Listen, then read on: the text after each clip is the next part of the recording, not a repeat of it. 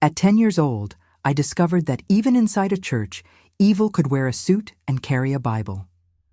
My name is Marianne Rose Carter. I'm 72 years old now, and I live in Mobile, Alabama, in a small house with flower pots on the porch. I've been selling homemade pies and bread for over 40 years. My hands show the marks of someone who kneads dough every day, and my hair has gone completely white.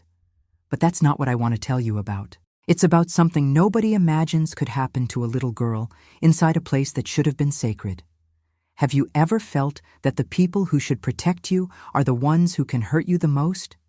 That cold feeling in your stomach when you realize you're alone, even surrounded by people? That's how I lived for many years, keeping a secret too heavy for a child to carry.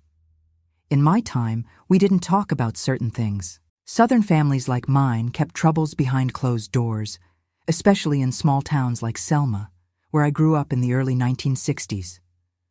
My father worked in the fields, coming home with dirt under his nails and sweat-stained shirts.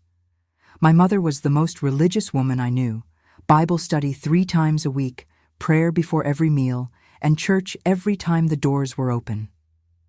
Our house always smelled like cornbread baking in the oven. That's where I learned to cook, standing on a wooden stool next to my mama, watching her hands work magic with simple ingredients. I was a quiet child, always doing what I was told. Children should be seen, not heard, my mother would say whenever I asked too many questions. So I learned to watch and listen. I noticed things other kids didn't, like how adults would smile with their mouths but not their eyes, or how they'd change the subject when certain topics came up. Our church was the center of everything in our community. Small but well kept, with wooden pews polished by generations of Sunday worshipers. The stained glass windows would catch the morning light, casting colored shadows across the worn Bible pages. Everyone respected our pastor. Everyone trusted him. He was God's voice in our little corner of Alabama. I still remember the first time Pastor Elijah noticed me. I was helping arrange flowers at the altar with my mother. He put his hand on my shoulder and said I had a special light. My mother beamed with pride. I felt important, chosen. How was I supposed to know what would come next? That's the thing about evil.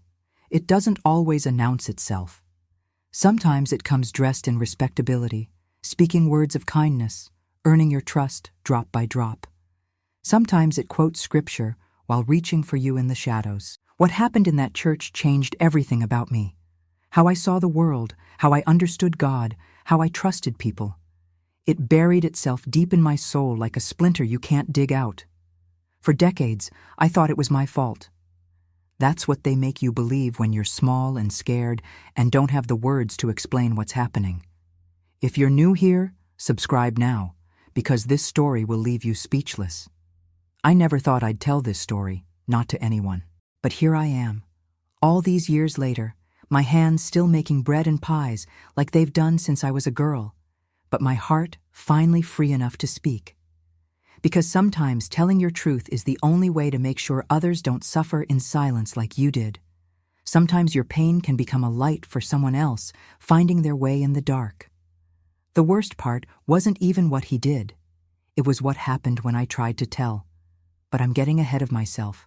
Let me take you back to Selma, Alabama, 1963, when I was just a skinny girl with pigtails who believed that church was the safest place in the world, before I knew that wolves could wear shepherd's clothing. Selma, Alabama, in the early 1960s, was a town divided in more ways than one. The civil rights movement was just beginning to gain momentum, but in our neighborhood, life moved at its own slow pace. We lived on Maple Street in a small white wooden house with a front porch where my mother would sit in the evenings, humming hymns and shelling peas.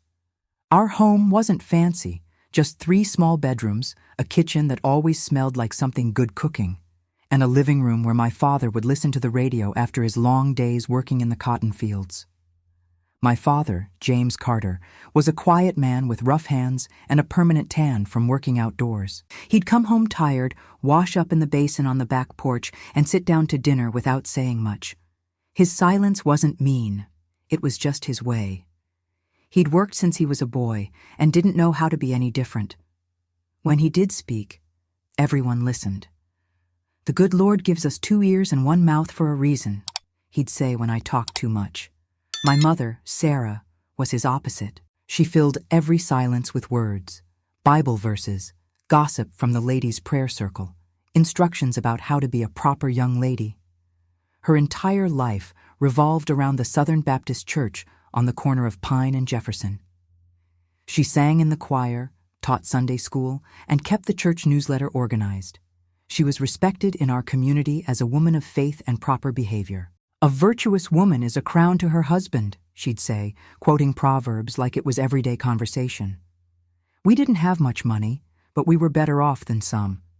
My father's steady job meant we always had food on the table, even if it was simple: cornbread and beans, chicken on Sundays after church, and vegetables from our backyard garden. My mother made most of my dresses, simple cotton ones with small floral patterns. I remember one special green dress with tiny yellow flowers that I wore for the Easter service when I was 9. Mother had stayed up late for a week to finish it in time. Our neighborhood was tight-knit. Everyone knew everyone else's business, for better or worse. Mrs. Wilson next door brought over pound cake when someone was sick. Mr. Thompson down the street fixed bicycles for all the neighborhood children. And everyone, absolutely everyone, went to church on Sundays. The First Southern Baptist Church was the center of our community. It wasn't grand, just a white wooden building with a small steeple and stained glass windows that cast colored patterns on the wooden floors during morning services. The pews were worn smooth from generations of worshipers, and everyone had their unofficial assigned seats. The Johnsons always sat 3rd row from the front on the right. The Miller family took up the entire back row with their 7 children, and we sat in the 5th row, left side, every Sunday morning, Sunday evening, and Wednesday night. I loved the music most of all. The piano player, Mrs. Henderson, had arthritis in her fingers, but could still make that old upright piano sing like angels. The choir wasn't professionally trained, but when they sang Amazing Grace or The Old Rugged Cross, it felt like heaven itself had opened up. I would close my eyes and let the music wash over me, feeling closer to God than at any other time. The church basement was where we had potluck suppers after Wednesday services, tables loaded with casseroles, fried chicken, and more desserts than you could count. Ladies would compete over who made the best pecan pie or chocolate cake, though nobody would admit to competing because pride was a sin. Those suppers were where community happened, where babies were passed around and admired, where teenagers awkwardly flirted under watchful parental eyes, and where the elderly were treated with respect and care. By the time I was 10, I knew every Bible story by heart and could recite more verses than most adults. My mother made sure of that. Faith wasn't optional in our house. It was as necessary as breathing. "The fear of the Lord is the beginning of wisdom," she'd say when disciplining me, and I believed her. I believed everything the adults in my life told me about God, sin, heaven, and hell. Why wouldn't I? They were the grown-ups, the ones who knew how the world worked. When Pastor Elijah Williams came to our church, I was 9 years old. Our previous pastor had retired after serving for 30 years, and everyone was nervous about the change. Pastor Williams arrived with his wife Rebecca, a quiet woman with a permanent smile that never quite reached her eyes. They didn't have children, which my mother said was the Lord's will, though such a shame. They moved into the small pastor's house beside the church, and our community welcomed them with casseroles and handmade gifts. Pastor Williams was different from our old pastor. Younger, more energetic, with a booming voice that didn't need a microphone to reach the back pews. He preached with fire and passion about sin and redemption. When he spoke about hell, you could almost feel the heat of the flames. When he described God's love, tears would stream down people's faces. My mother was immediately impressed. "That man has the Holy Spirit in him," she'd say with reverence. His sermons were longer than our old pastor's, sometimes going on for more than an hour. Adults seemed to appreciate his thoroughness, but I'd get fidgety, earning sharp looks from my mother. I learned to sit still, no matter how uncomfortable the hard wooden pews became. to keep my hands folded in my lap, and to look attentive even when my mind wandered. The first time Pastor Williams really noticed me was during Vacation Bible School that summer. I had memorized all the verses for the week and won the competition. He called me to the front of the church to receive my prize, a white leather Bible with my name embossed in gold on the cover. As he handed it to me, his hand lingered on mine. "Marianne has a special light about her," he told the congregation. "The Lord has blessed this child with a keen mind and a pure heart." My mother beamed with pride. On the way home, she couldn't stop talking about what an honor it was to be singled out by the pastor. "You must be especially good now," she told me. "The Lord and Pastor Williams have their eyes on you." I didn't understand then what that meant. How could I? I was just a child who wanted to make her mother proud, to be good, to please God. I couldn't possibly know what was coming, how those words would take on a different, darker meaning. I couldn't know that being noticed wasn't always a blessing. If you're feeling this story so far, don't forget to subscribe. I've got more real-life stories that'll hit you right in the heart. That summer before everything changed was hot, even by Alabama standards. The air hung heavy and still, thick with humidity. The cicadas screamed in the trees, and thunderstorms would roll in almost every afternoon, providing brief relief before the steam rose from the sidewalks again. I spent my days helping my mother around the house, playing with the neighborhood children, and reading my new Bible under the shade of the old oak tree in our backyard. I didn't know then that innocence, once lost, can never truly be reclaimed. I didn't know that some wounds never fully heal, that they just become part of who you are. I didn't know that evil often wears the face of someone you've been taught to trust. How could I know? I was just a child in a small town in Alabama, believing in the goodness of God and the people who spoke for him. Pastor Williams became a regular part of my life after that Bible school competition. My mother was thrilled when he suggested I help with small tasks around the church, arranging hymn books before service, filling the tiny communion cups, or helping Mrs. Williams organize the Sunday school materials. I felt important, chosen for special work that other children didn't get to do. That fall, Pastor Williams started a youth Bible study on Wednesday afternoons. My mother volunteered me immediately. "Marianne will be there every week, Pastor.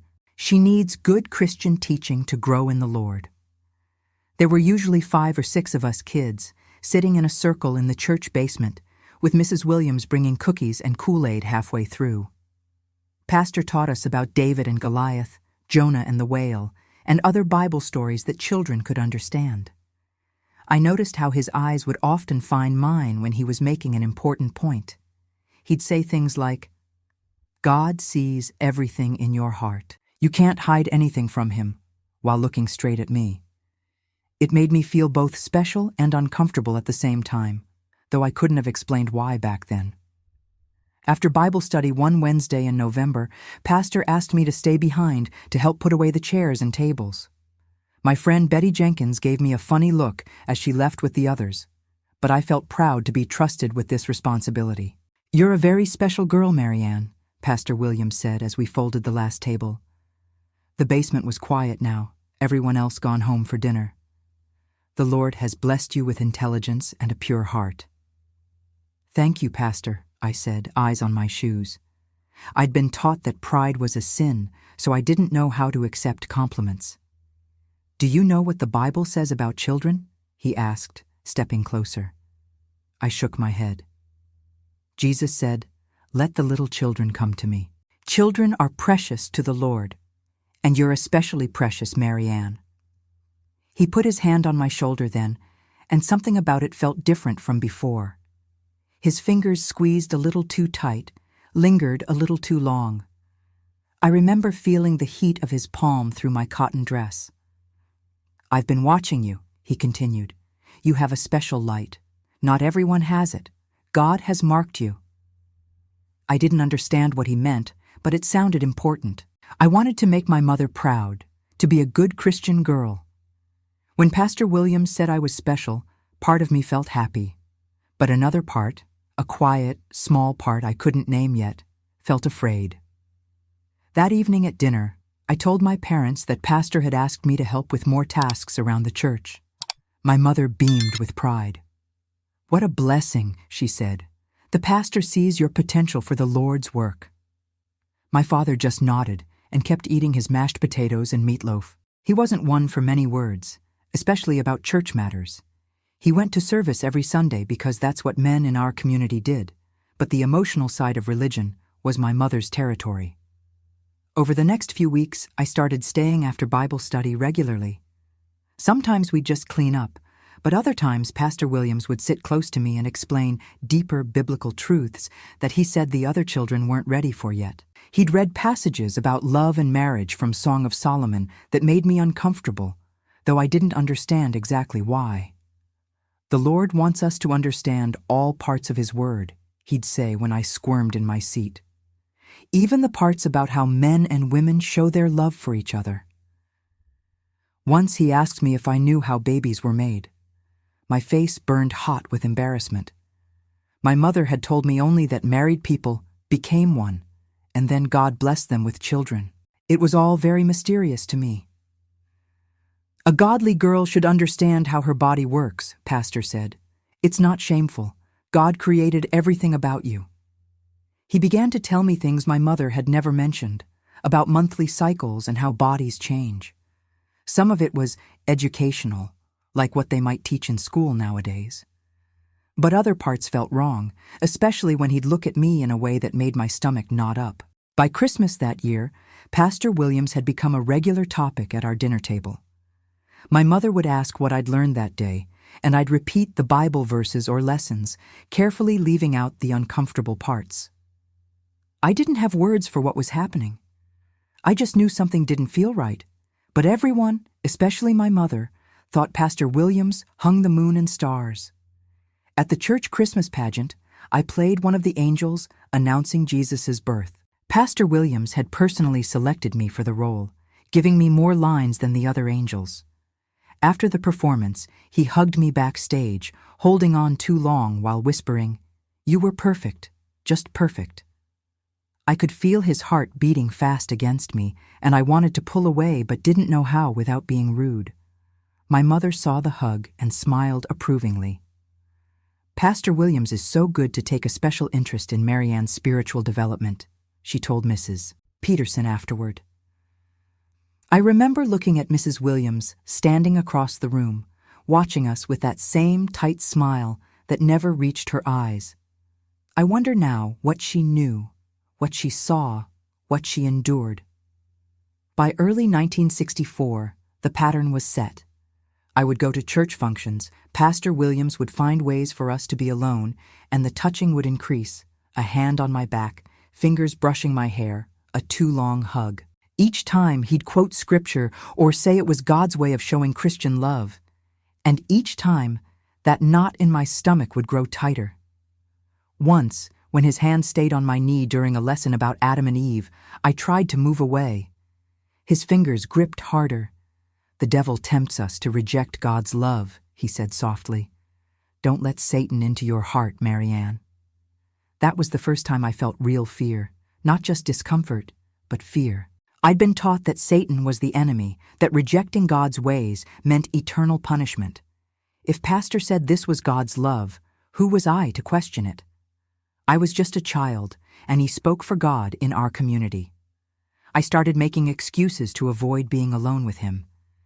I'd say I had homework, or my mother needed me at home, but my mother, eager for me to receive special spiritual mentoring, would override my excuses. "The Lord's work comes first," she'd insist. "Pastor Williams is taking time from his busy schedule to help you grow in faith. You should be grateful." How could I explain what I couldn't understand myself?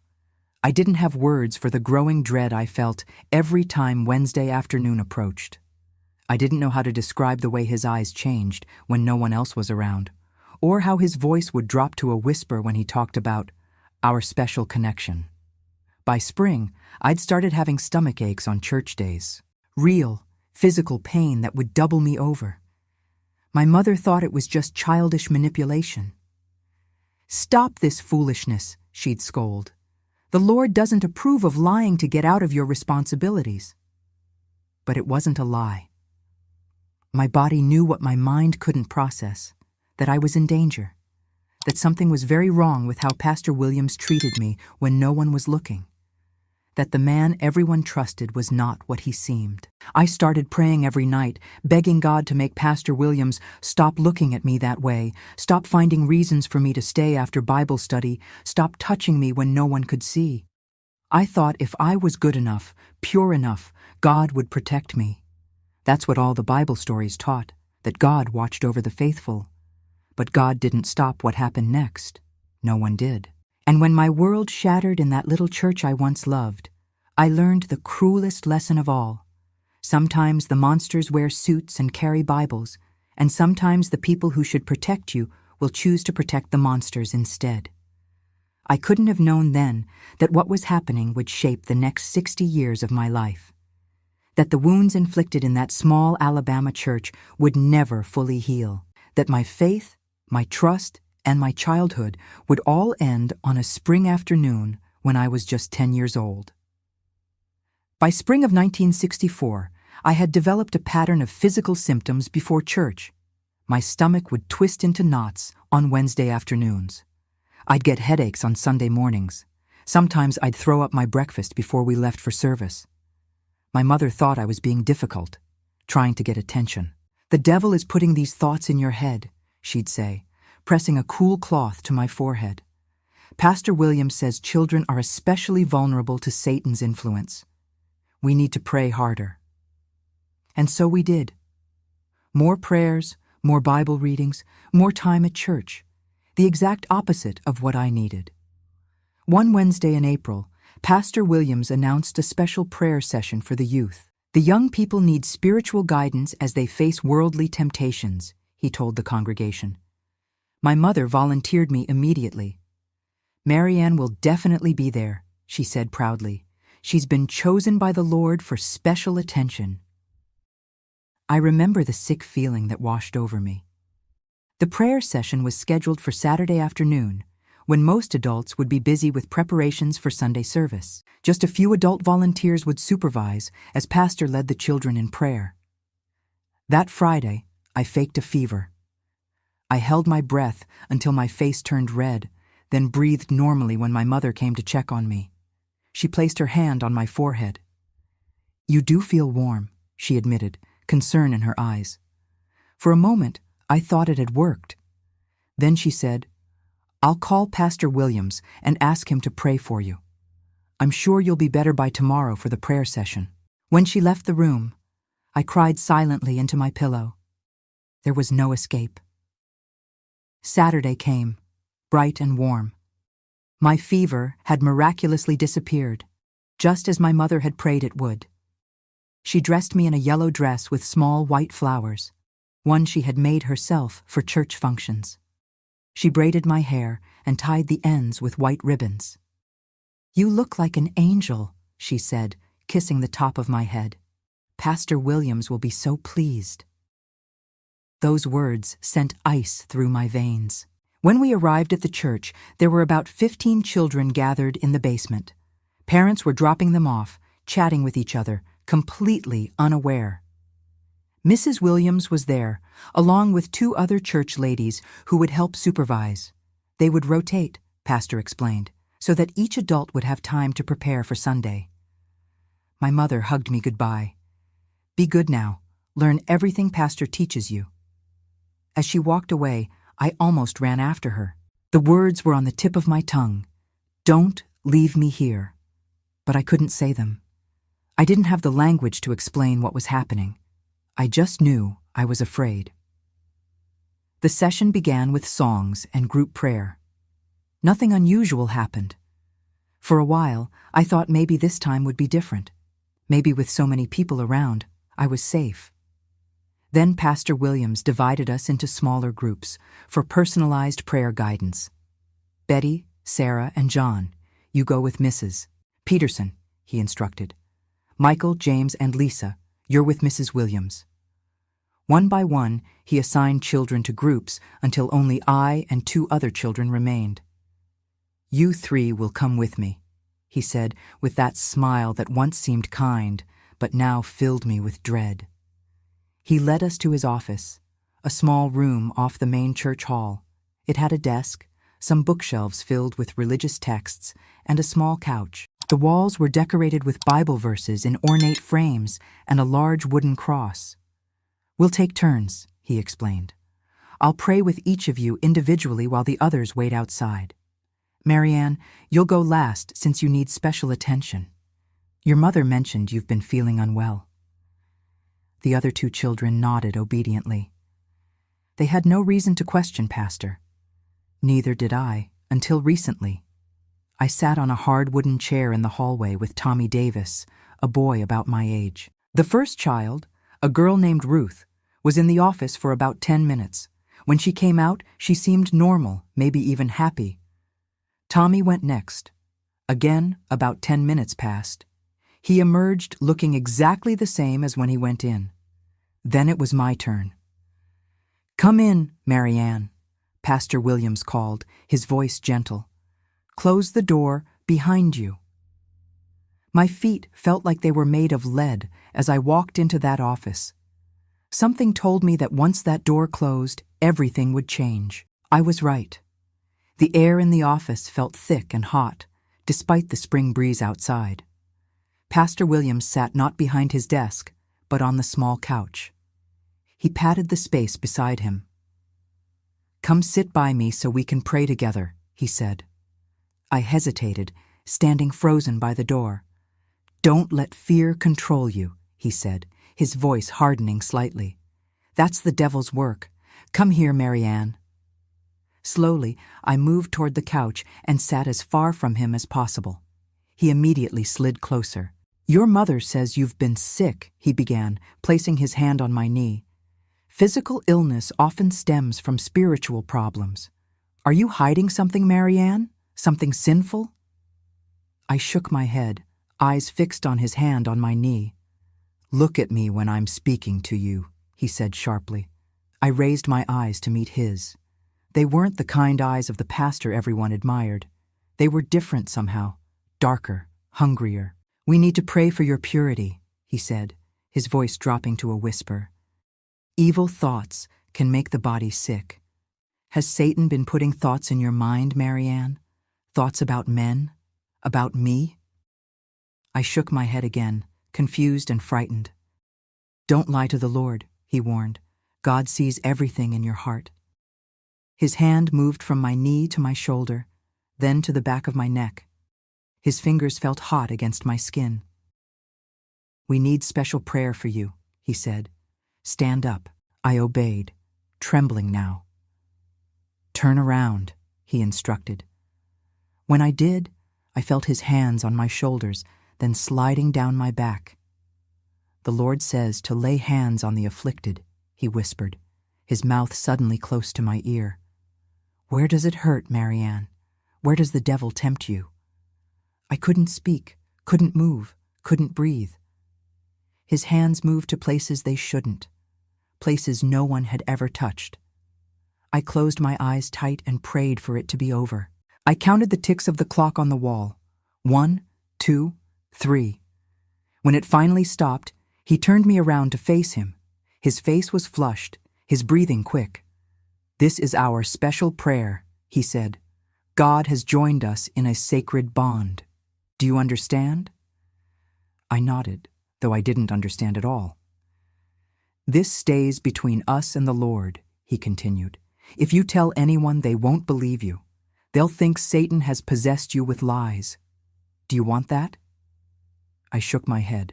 "Good girl," he said, his voice returning to normal.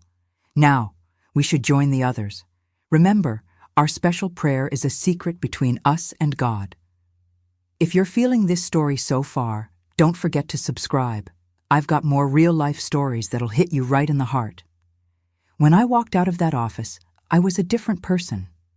Something inside me had broken. The other children were playing a Bible memory game, laughing and reciting verses. I couldn't join them, couldn't speak, couldn't laugh. I sat in the corner until my mother came to pick me up. "How was the prayer session?" she asked cheerfully as we walked home. "Fine," I whispered. Pastor Williams said you did wonderfully, she told me, beaming with pride. He said you have a special connection to the Lord. I said nothing. What could I say? Who would believe me over the beloved Pastor Williams? Not my mother, who thought he was next to God himself. Not anyone in our church. I was trapped in a nightmare with no way out. That night, I stared at the ceiling above my bed, feeling dirty and confused. I tried to pray, but the words wouldn't come. How could I talk to God when his representative on earth had hurt me? Had God wanted this to happen? Was this some kind of test? Or punishment for some sin I didn't know I'd committed? I was only 10 years old. I didn't have answers to these questions. I only knew that something terrible had happened, and somehow I was supposed to keep it a secret. A special prayer that made me feel sick inside. Little did I know that Saturday afternoon was just the beginning. The special prayers would continue for years, each one taking another piece of my childhood, my faith, and my soul. The special prayer sessions with Pastor Williams became a regular part of my life. Every Saturday afternoon, when the church was mostly empty. Every Wednesday after Bible study. Sometimes even Sunday after service, when everyone else had gone home for dinner. Each time, I'd feel sick to my stomach, knowing what was coming. Each time, I'd pray for someone to notice, to help me. No one did. May 1964. I remember the date exactly. May 16th. It was a warm Saturday afternoon, and the church was being prepared for a wedding that would happen that evening. Flowers were arranged at the altar, white ribbons tied to the end of each pew. The church looked beautiful, peaceful. I was there early because Pastor Williams had asked my mother if I could help arrange the flower girl's basket. Such a responsible young lady, he told my mother. I need someone I can trust. My mother practically glowed with pride. She dropped me off at 2 p.m., promising to return at 4 to get me ready for the ceremony. I'd be attending with my family since everyone in our small community was invited. The church was quiet when I arrived. Mrs. Peterson, who had been arranging flowers, was just leaving. "Hello, Mary Ann," she said with a smile. "Pastor's in his office. He said you'd be helping with some final touches." I nodded, unable to speak past the lump in my throat. I watched her leave, wishing desperately I could run after her, tell her not to leave me alone. But the words wouldn't come. Pastor Williams appeared in the doorway of his office. "There you are, Mary Ann," he said, his voice warm and pleasant, the voice everyone in town trusted. "Come in. I have something special to show you." I followed him slowly, my feet feeling heavier with each step. His office looked different today. The desk had been cleared, and there was a small white garment laid out on it. "This is for you," he said, touching the white fabric. "A special robe for our prayer time today." It looked like a smaller version of the choir robes, but simpler, made of lightweight cotton. I stared at it, confused. "The Bible tells us that when we come before the Lord in prayer, we should be pure," he explained. "This robe represents purity. I want you to put it on for our special prayer today." My heart was pounding so hard I could feel it in my ears. Something felt different today. Worse. "Where?" My voice came out as a whisper.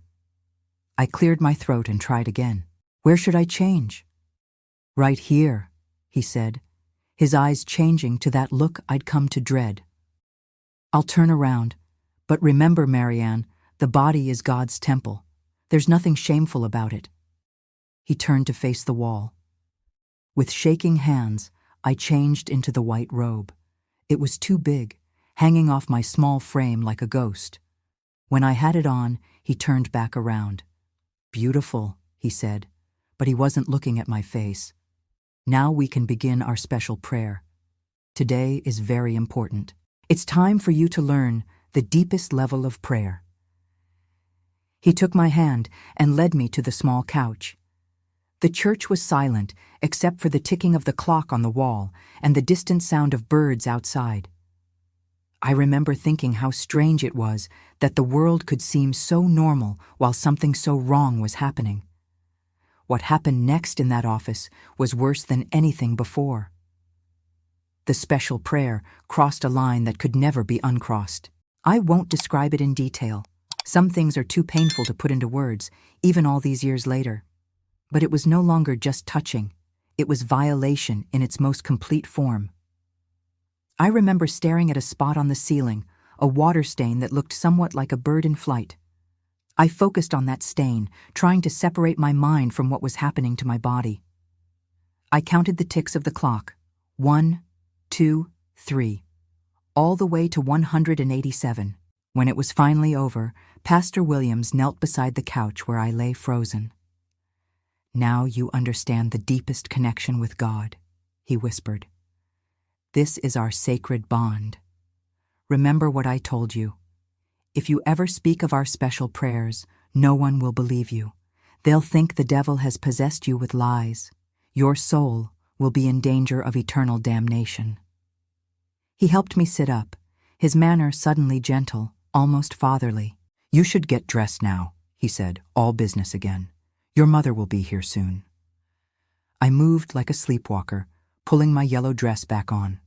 My white hair ribbons had come undone. Pastor Williams retied them for me, his fingers brushing against my cheek in a gesture that once might have seemed kind. "You're such a good girl, Mary Ann," he said, "so special to the Lord, and to me." At 4 p.m. exactly, my mother arrived. Pastor Williams met her at the church door, his Bible in hand, the perfect image of a dedicated spiritual leader. "Mary Ann was such a help today," he told her, "a blessing to the church." My mother beamed with pride. "We're so grateful for your guidance, Pastor. The Lord works through you in such wonderful ways." I stood beside her, silent and hollow, a shell of the child I had been just hours before. Something had broken inside me that day, something that would take decades to repair. On the walk home, my mother chatted happily about the upcoming wedding ceremony, about how lovely the church looked, about what a privilege it was to have such a devoted pastor guiding our congregation. I barely heard her. Inside my head was nothing but static, like a radio tuned between stations. When we arrived home, I went straight to the bathroom and was violently sick. My mother, concerned, felt my forehead. "You're burning up," she said, worry creasing her brow. "Maybe you shouldn't attend the wedding tonight." It was the first mercy I'd been shown in months. I nodded weakly. "Let me run you a cool bath," she said. "You've probably been overdoing it, what with school and all your church duties." The bath was the first time I felt anything since leaving the church. The water was too hot at first, then too cold as I sat there, trying to scrub away the feeling of his hands, his body. I scrubbed until my skin was raw, but the feeling wouldn't go away. That night, as the rest of my family attended the wedding, I lay in bed staring at the ceiling, much as I had stared at that water stain. Something had fundamentally changed. I wasn't just scared or confused anymore. I was broken in a way I couldn't articulate. The next morning, Sunday, I awoke with a genuine fever. My mother, concerned, said I should stay home from church. For the first time in my life, I didn't argue. I couldn't face that building, that man, those people who would smile and sing and worship, completely unaware of what was happening right under their noses. "I'll tell Pastor Williams you're ill," my mother said, as they prepared to leave. "He'll want to include you in the congregation's prayers." The thought made me physically ill again. I barely made it to the bathroom in time. For 3 days, I lay in that bed with what the doctor called a nervous fever, my body's way of processing trauma, though no one used such terms back then, especially not in small-town Alabama. When I finally returned to school the following Thursday, I was different, quieter, more withdrawn. My teachers noticed, but attributed it to my recent illness. "Poor Mary Ann," they'd say. "That fever really took it out of her." They had no idea that what had been taken from me was far more precious than physical energy. It was my childhood, my trust, my faith, my sense of safety in the world, and worst of all, my voice. Because who would believe a child over the beloved Pastor Williams? He didn't just have one victim, he had 2. maybe more. If you want to hear more stories like this, go ahead and subscribe now. I knew, with the certainty of a child who has seen behind the curtain of adult pretense, that the coming Saturday would bring another special prayer session, and the Saturday after that, and after that. Until when? I couldn't imagine an end to it. In my 10-year-old mind, this was my life now. This secret, this shame, this weekly ritual of degradation disguised as spiritual guidance. What I didn't know then was that the worst was yet to come. Not because the abuse would get worse, it couldn't get much worse than what had already happened, but because when I finally found the courage to speak, the response would teach me the cruelest lesson of all. For 2 months after that horrible Saturday in May, I endured the special prayer sessions in silence. Each time, I'd feel sick before, during, and after. Each time, I'd count the ticks on the clock. Each time, I'd stare at that water stain on the ceiling shaped like a bird, imagining myself flying away, far from Selma, far from that church, far from Pastor Williams. By July, I had become a shadow of myself. I barely spoke at home or at school. I stopped raising my hand in class. I stopped playing with other children. My grades, once excellent, began to slip. My teachers sent notes home expressing concern. "Marianne seems withdrawn lately," my 5th grade teacher, Miss Thompson, wrote. "Is everything all right at home?" My mother showed me the note with a frown. "What's this about, Marianne? Are you causing trouble at school now?" I shook my head, eyes on the floor as usual these days. "Look at me when I'm speaking to you," she demanded. I raised my eyes, and something in my expression must have startled her because her stern face softened slightly. "Are you still feeling sick? Should I take you to Dr. Miller again?" I shook my head. No doctor could fix what was wrong with me. "Then what is it? You're not acting like yourself." For a brief, wild moment, I considered telling her everything. The words were right there, pushing against my teeth, desperate to escape. But then I remembered Pastor Williams' warning about eternal damnation, about no one believing me. I remembered how my mother worshipped the ground he walked on. "I'm just tired," I said finally. "I don't sleep well." That much was true. Nightmares had become my constant companions. In them, I was always running through the church, trying to escape something dark that pursued me. But all the doors were locked, and no one could hear me screaming. "Well, I'll speak to Pastor Williams about it," my mother said. "Perhaps he can offer some spiritual guidance." Terror shot through me. "No!" I said, too quickly and too loudly. My mother stared at me, surprised by my outburst. "Marianne Rose Carter, what has gotten into you? Pastor Williams has been nothing but kind and attentive to your spiritual needs." "I don't need to talk to him," I insisted, my voice shaking. "I just need more sleep."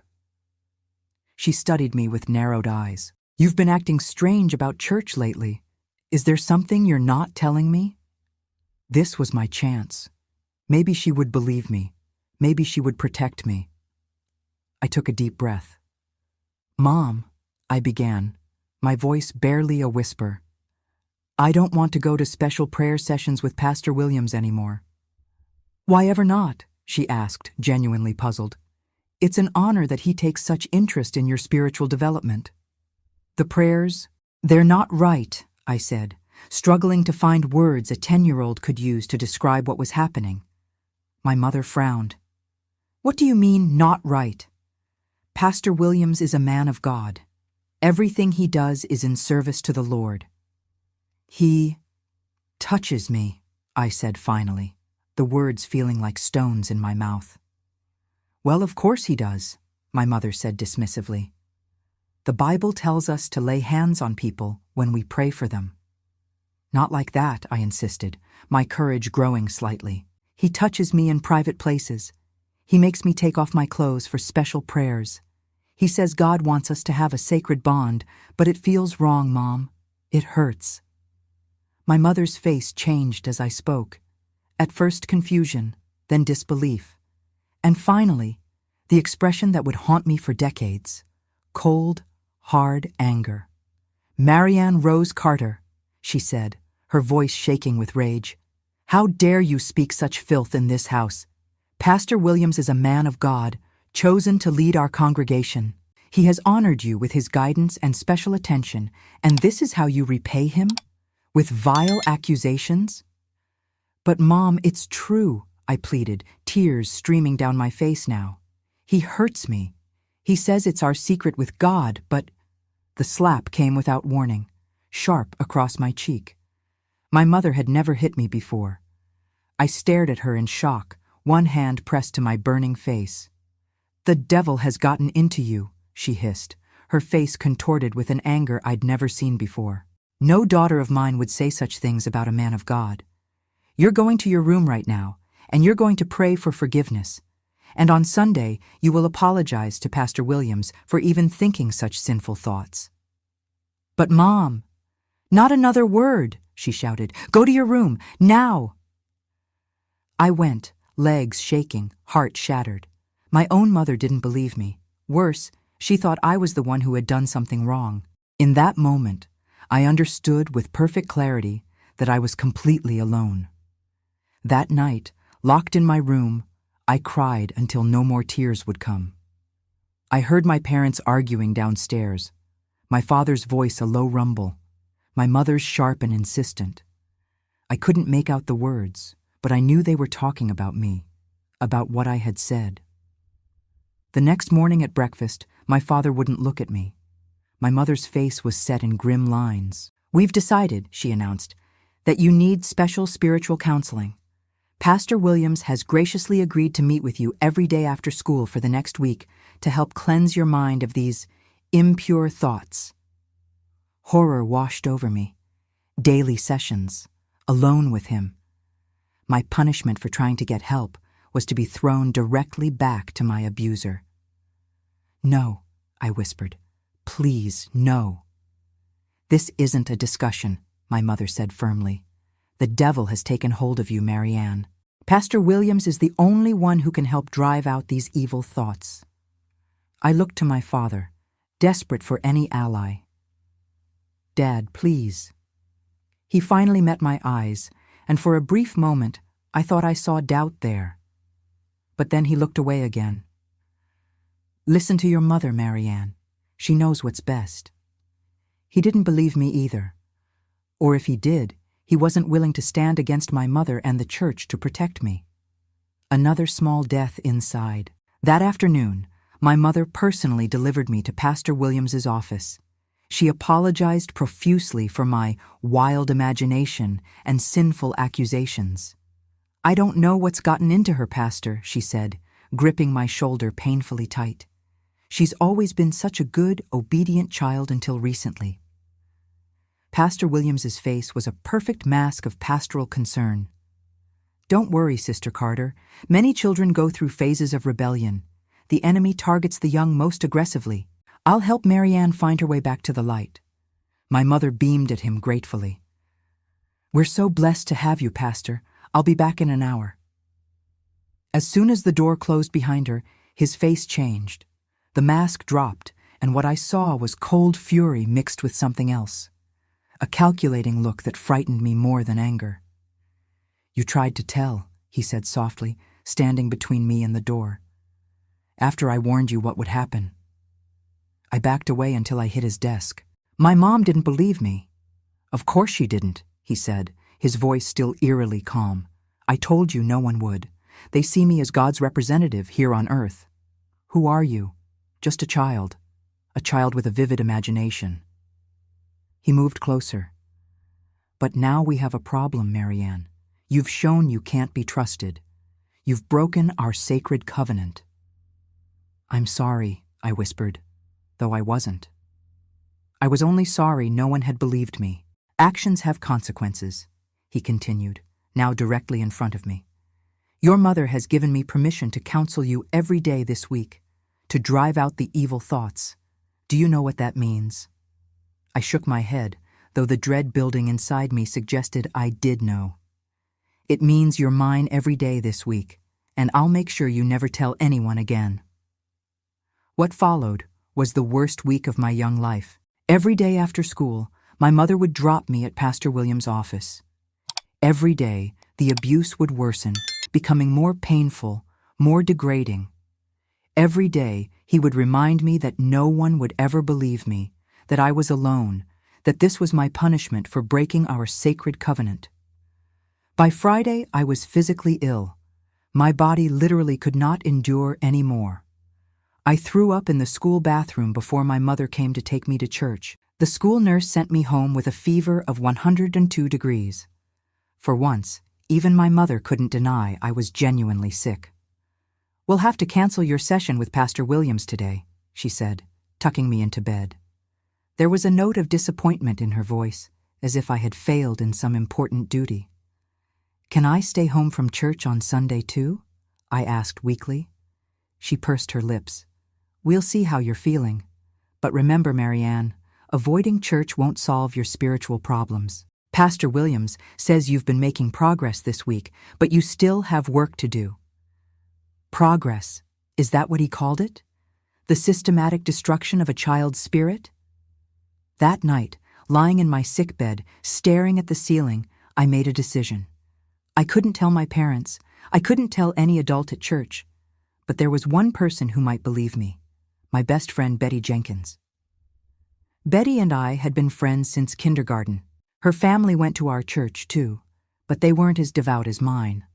Her father sometimes skipped Sunday service to go fishing, something my mother clucked her tongue about disapprovingly. Betty was braver than me, more willing to question things adults said. If anyone would believe me, it would be her. On Monday, when I was finally well enough to return to school, I caught Betty alone on the playground during recess. "I need to tell you something," I said, my voice barely audible. "Something bad." Betty looked at me with concern. We hadn't talked much lately, another casualty of my withdrawal from normal life. "What is it, Marianne? You've been acting weird for months." "It's Pastor Williams," I whispered, checking to make sure no one else could hear. "He does things to me. Bad things. When no one else is around." Betty's eyes widened. "What kind of things?" I couldn't say the words, couldn't describe what happened in those special prayer sessions. Instead, I said, "He touches me, places where no one should touch me. He makes me do things. He says it's special prayers, but I know it's wrong." Betty stared at me for a long moment. I waited for disbelief, for her to call me a liar like my mother had. Instead, she reached out and took my hand. "I believe you," she said simply. 3 small words, the first lifeline thrown to a drowning child. I burst into tears right there on the playground, great heaving sobs that came from the depths of my being. Betty put her arms around me and held me while I cried. "Does anyone else know?" she asked when my tears finally slowed. "I tried to tell my mom," I said, wiping my nose on my sleeve. "She slapped me and said the devil was making me lie." Betty's face hardened with a determination unusual in an 11-year-old. "We need to tell my mom.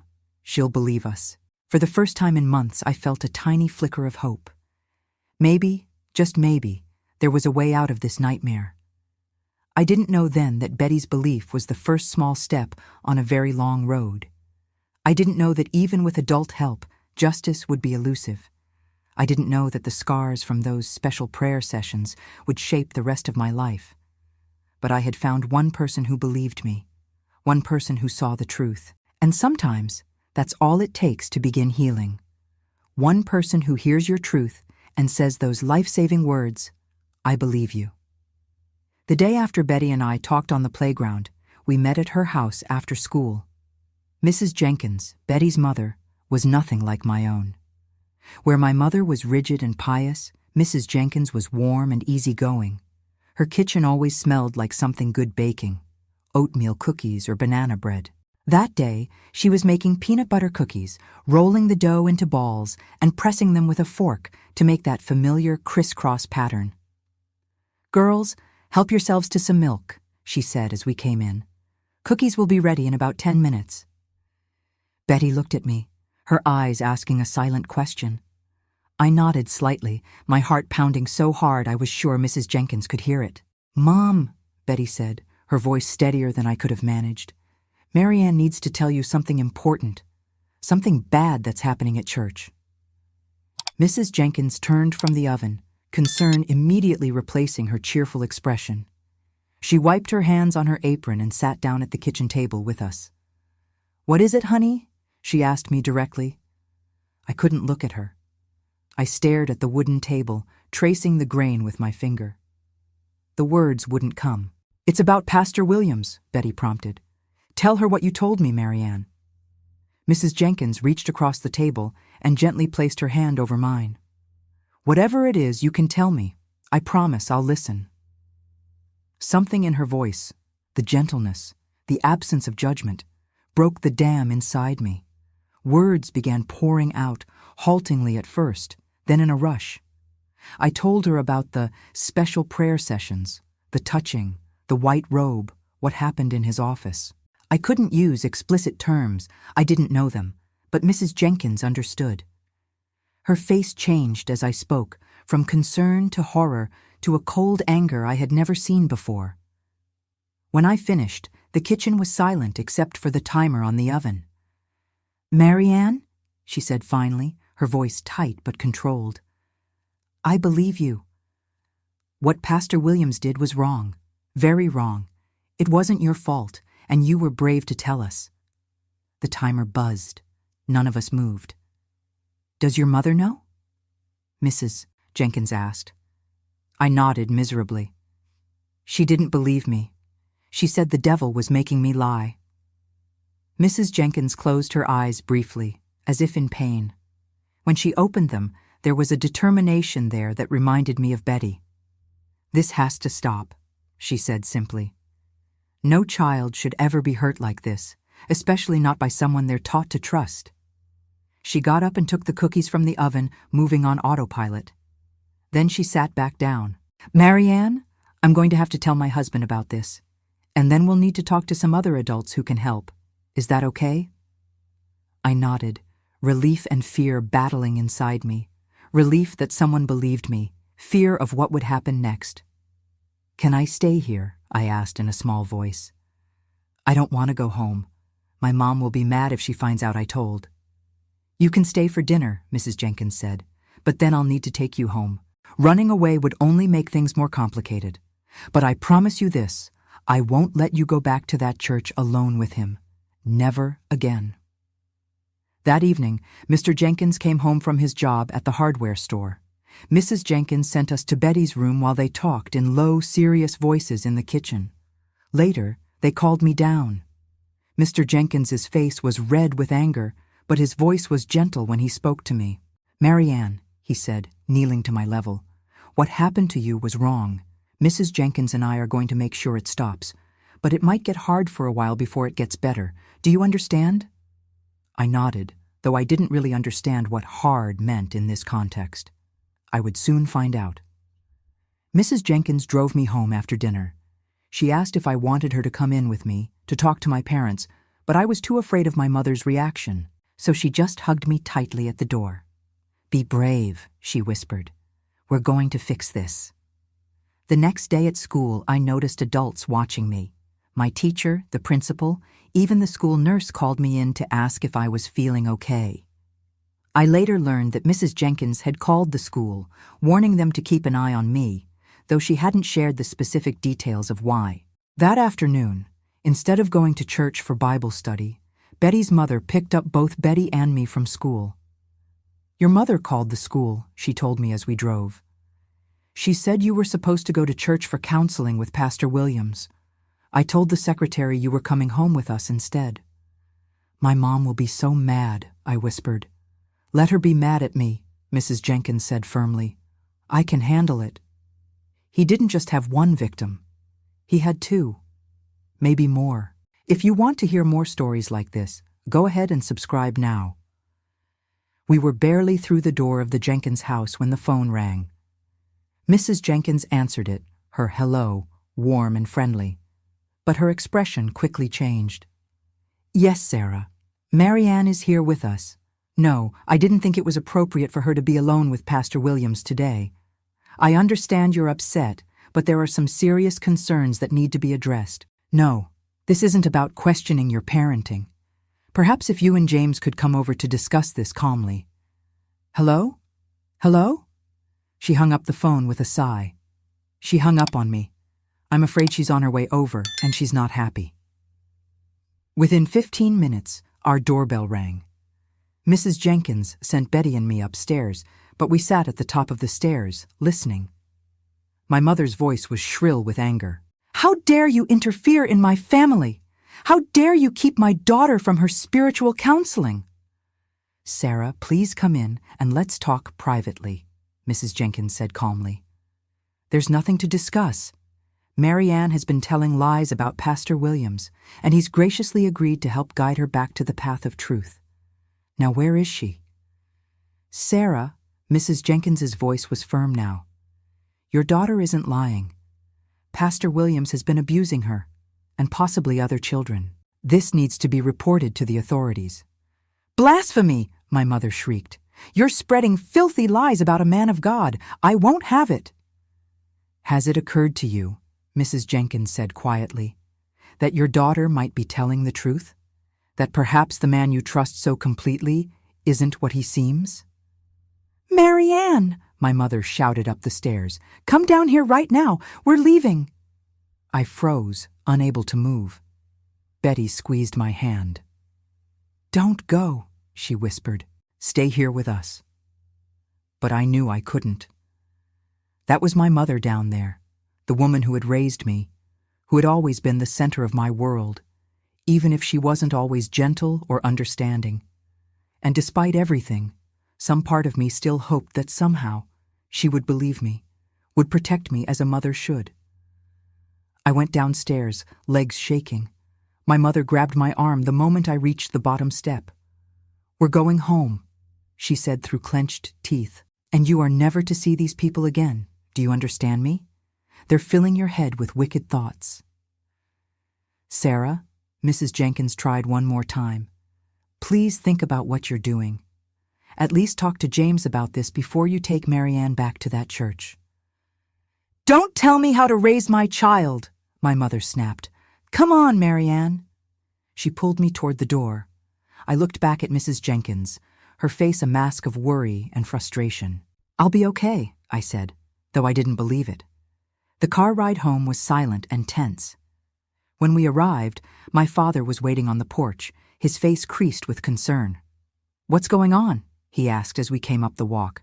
Pastor Williams called, said there was some trouble with Mary Ann.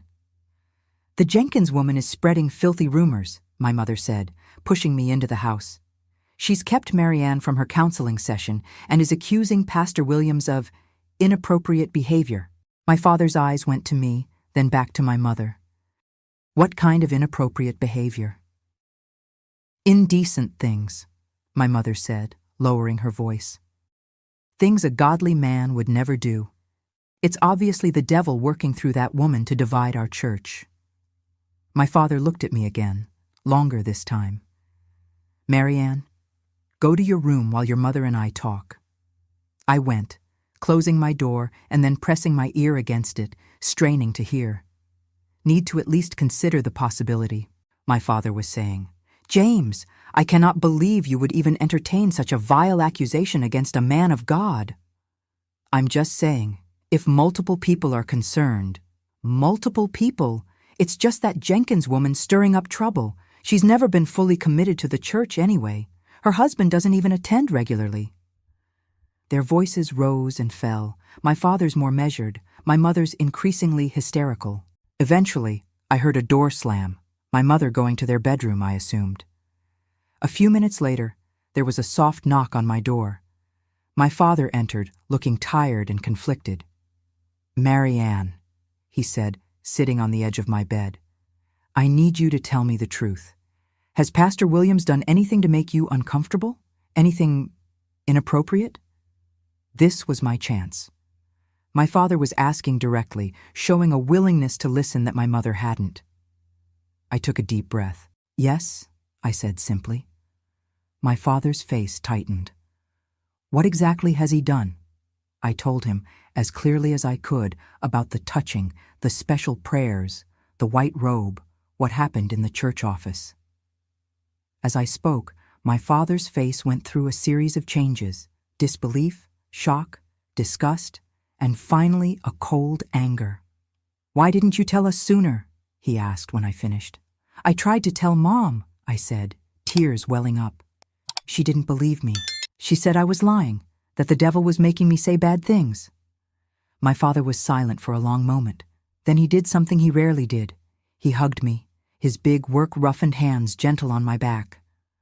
"I believe you," he said gruffly, "and this stops now." That night, I lay in bed listening to my parents arguing, their voices rising and falling like storm waves against the shore. My father's deep rumble insistent, my mother's higher pitch resistant, then breaking into sobs. It went on for hours, until finally the house fell silent. The next morning at breakfast, my mother wouldn't look at me. Her eyes were red and swollen from crying. My father, unusually, didn't leave for work.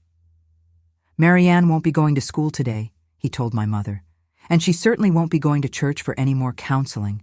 I'm going to talk to Sheriff Davis." "James, no!" my mother pleaded. "Think of the scandal. Think of what people will say." "I'm thinking of my daughter," my father said, his voice firm in a way I'd never heard before. "I'm thinking of what that man did to her while we trusted him, while we sent her to him." The pain in his voice was evident, and I realized he was blaming himself as much as my mother. "But what if she's confused?" My mother tried one last time. "Children misinterpret things, maybe—" "No," my father cut her off. "I know our daughter. She's not confused, and she's not lying. And I'm going to make sure that man never touches another child." That morning, my father took me to the sheriff's office. Sheriff Davis was a big man with a gray mustache who had always seemed intimidating to me before. But that day, he was surprisingly gentle. "Marianne," he said, sitting down so he was at my eye level. "Your dad says you have something important to tell me. Something about Pastor Williams." I looked at my father, who nodded encouragingly. "It's okay," Sheriff Davis said. "You can tell me anything, and you're not in any trouble." For the third time, I told my story, first to Betty, then to my father, and now to the sheriff. Each telling was a little easier than the last, as if the words were creating a path through a dark forest, letting in a little more light each time. When I finished, Sheriff Davis's face was grave. "You've been very brave, Marianne. Thank you for telling me the truth. Now we need to do something called making a statement. I'll ask you some questions, and a lady will type up what you say. Is that okay?" I nodded.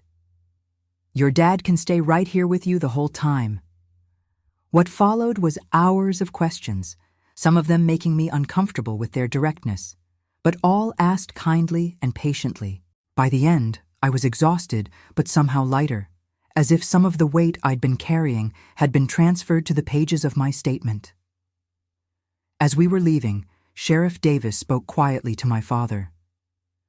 "We'll need to talk to other children, see if there were other victims. This kind of predator rarely stops at one." My father nodded grimly. "Do what you need to do. Just keep my daughter's name protected as much as possible." "Of course," Sheriff Davis agreed. "And James, you did the right thing bringing her in. A lot of men wouldn't have had the courage to go against their church like this." My father's jaw tightened. A lot of men haven't seen the look in their child's eyes when she describes what that monster did to her. In the car on the way home, my father was quiet for a long time. Finally, he spoke, his voice rougher than usual. "I'm sorry, Marianne," he said simply. "For what, Daddy?" "For not protecting you better, for not seeing what was happening, for not being someone you felt you could come to right away." "It's okay," I said, though it wasn't, not really. "No, it's not," he said firmly. "But I promise you this, from now on, I will always listen to you. I will always believe you. And I will never let anyone hurt you like that again." It was the longest speech I'd ever heard my father make, and it made me cry. Not from sadness this time, but from a strange mixture of grief and relief. For the first time since the abuse began, I felt truly safe. What happened in the days and weeks that followed would change our family and our community forever. The arrest of Pastor Williams sent shockwaves through our small town. The revelation that there were indeed other victims, 5 in total, including me, split our church down the middle. Some, like my mother, initially refused to believe the accusations. Others, like the Jenkins family, stood firmly with the victims. My mother, faced with mounting evidence and the testimony of multiple children, eventually had to accept the truth. But something broke in her that day, her absolute faith, her certainty in her own judgment. She was never quite the same afterward. Neither was I. But in that moment, sitting in the car with my father, his promise of protection surrounding me like a shield, I felt the first fragile stirrings of what would eventually become healing. Not forgiveness. That would take decades more. But the beginning of understanding that what had happened wasn't my fault and that I wasn't alone anymore. The road ahead would be long and painful, with court appearances, whispers behind my back at school, and the slow, difficult work of rebuilding trust. But I had taken the most important step. I had spoken my truth, and finally, someone had listened. The arrest of Pastor Williams sent shockwaves through our small town of Selma. By August 1964, it was all anyone could talk about. The local newspaper ran a front-page story with the headline, "Local Pastor Arrested on Multiple Charges." They didn't print the names of the victims, thankfully, but everyone seemed to know I was one of them. Small towns have a way of knowing things even when they're not said out loud. The church split right down the middle. Some people, like my mother initially, refused to believe the accusations. "It's a witch hunt," they'd say. "Satan is working to destroy our church." Others stood firmly with the victims, demanding justice and accountability. The Jenkins family was particularly vocal in their support, hosting prayer meetings at their home for those who no longer felt comfortable in the church building. My father, a man who had always been quiet and reserved, found his voice during this time. He stood up at a church meeting called to discuss the situation and spoke with a clarity and conviction I'd never heard from him before. "My daughter," he said, his voice steady but emotional, "was violated by a man we all trusted, a man we welcomed into our homes and our church. She tried to tell us, and we didn't listen. I didn't listen. And for that, I will spend the rest of my life making amends. But I will not stand by while anyone in this community calls my daughter a liar or suggests that what happened to her, and to other children, was anything less than evil." There was a long silence after he spoke. Then Mrs. Jenkins stood up. "My daughter's friend came to me for help when no one else would listen. These children have shown more courage than many of us adults. I believe them, and I will stand with them." One by one, other parents and community members rose to express their support. Not everyone. There were still those who glared or whispered behind hands, but enough to make me feel, for the first time in months, that I wasn't completely alone. My mother wasn't at that meeting. She had taken to her bed with what she called nervous exhaustion. The doctor had prescribed pills to help her sleep and calm her nerves. She moved through our house like a ghost, speaking little, her eyes vacant. The foundation of her world had crumbled, and she didn't know how to rebuild. One afternoon, about a week after the arrest, I found her sitting at our kitchen table, staring at a Bible open before her. She looked up when I entered, really looked at me, for what felt like the first time in months. "Marianne," she said, her voice hoarse from crying, "I don't know how to ask for your forgiveness." I stood frozen in the doorway, unsure how to respond. This woman who had been so certain, so rigid in her faith and her views, now seemed broken and unsure. "I should have protected you," she continued. "I should have believed you. I was so blinded by what I thought was right, by what I thought was godly. I couldn't see what was happening right in front of me." She reached out a trembling hand toward me. "Can you ever forgive me?"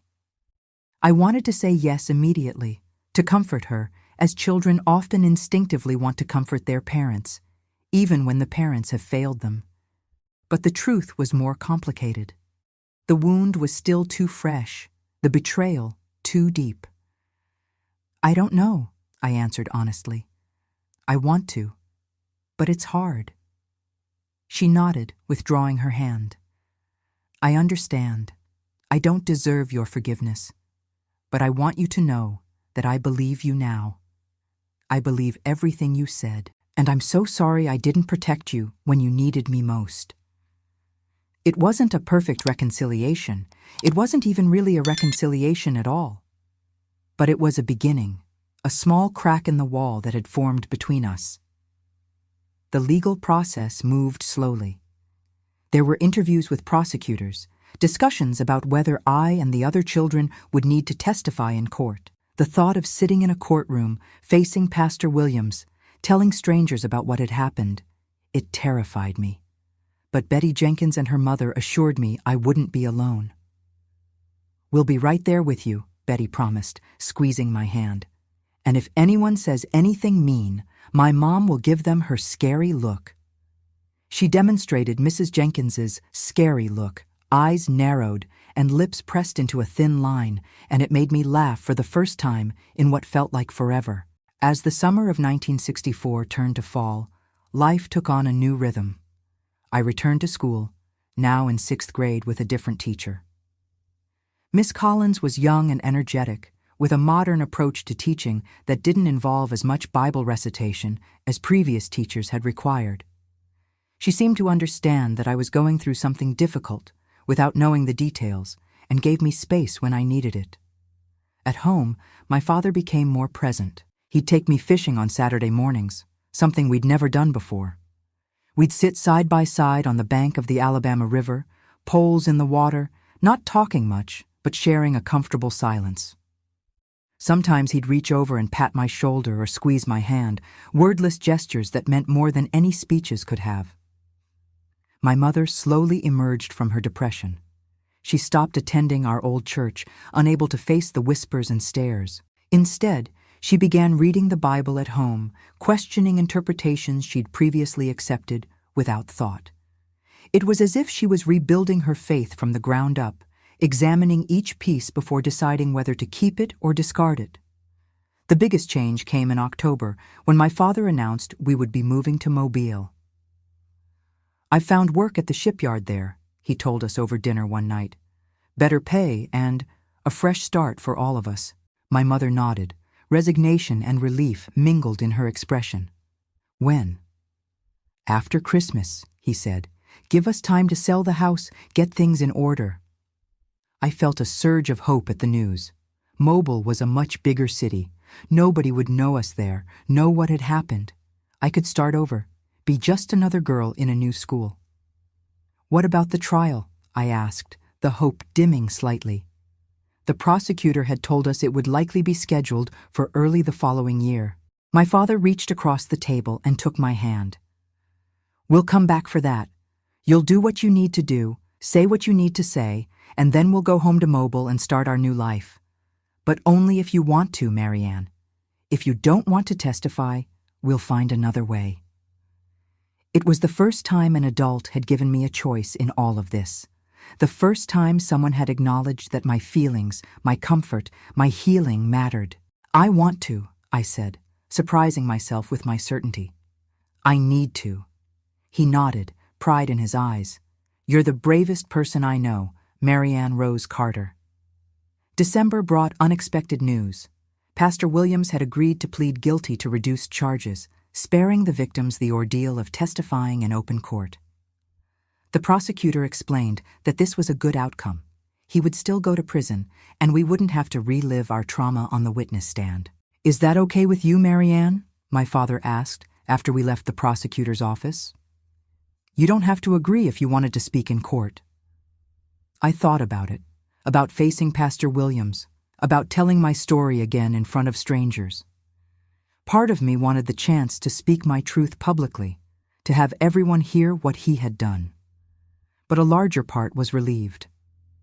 "It's okay," I said, "as long as he can't hurt any more children." He won't, my father promised. He's going to prison for a long time. The night before we left Selma, the Jenkins family hosted a small going-away dinner for us. Mrs. Jenkins hugged me tight, whispering, "You changed things, Marianne. Because of your courage, that man can never hurt another child. And other children might find it easier to speak up when bad things happen to them." I hadn't thought of it that way before, that my personal pain might help others somehow. It didn't erase what had happened, but it gave it meaning beyond just suffering. Betty and I promised to write to each other every week. "I'm going to visit you in Mobile next summer," she declared. "Mom already said I could." "You'd better," I said, hugging my friend who had believed me when no one else would. As we drove away from Selma on a cold January morning in 1965, I watched the familiar streets and buildings recede in the rear window. The church steeple stood tall against the gray sky, a landmark I once loved and then came to fear.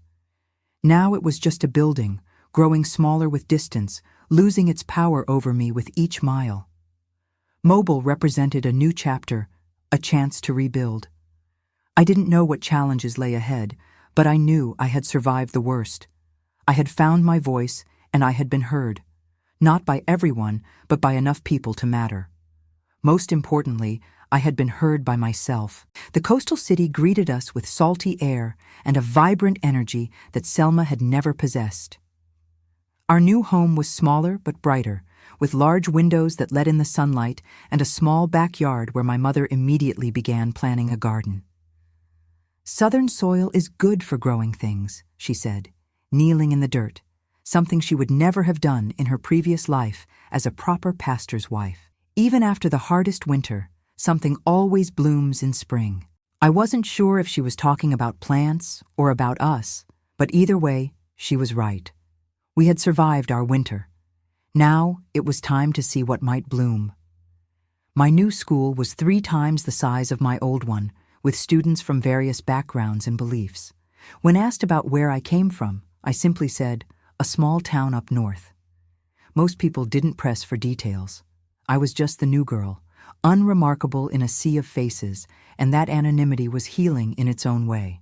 I still had nightmares sometimes, still flinched at certain touches or phrases that triggered memories.